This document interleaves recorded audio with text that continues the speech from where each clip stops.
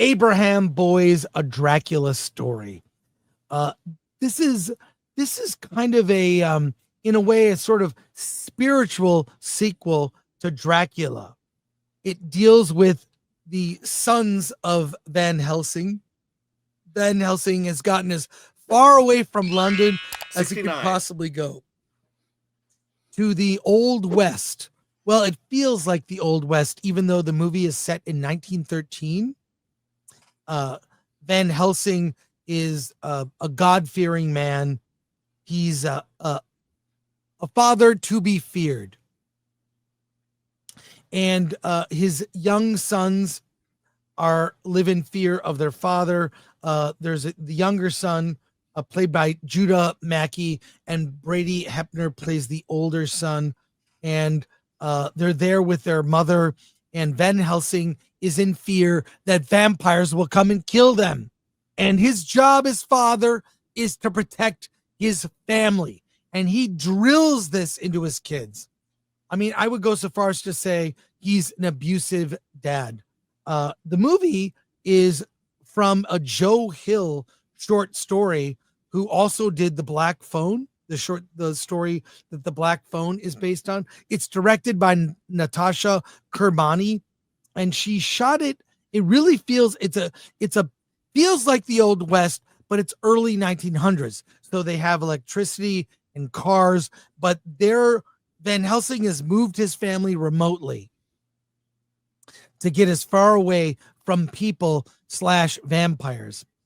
Come to find out, he's so in fear of vampires. He's so paranoid over the top.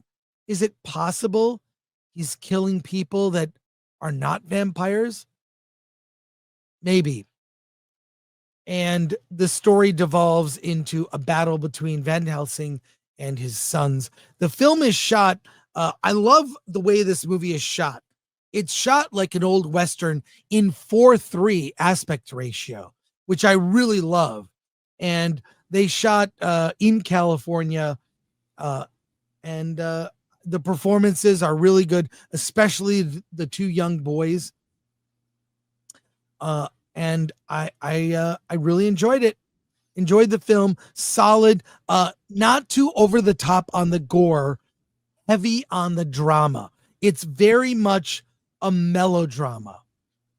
And this movie is in theaters this weekend, but also coming at some point to Shudder. So I give it a recommendation to check it out. If you like the original Dracula, you want to see sort of a Joe Hill's and the director's vision of where Van Helsing may have gone after the events of Dracula, this is a solid movie. So I'm giving I actually interviewed the director maybe 6 years ago. Oh wow. But very solid sci-fi director and writer, and has indie chops. Indie chops. Like the movie was, looks bigger than it is for the budget. Yeah.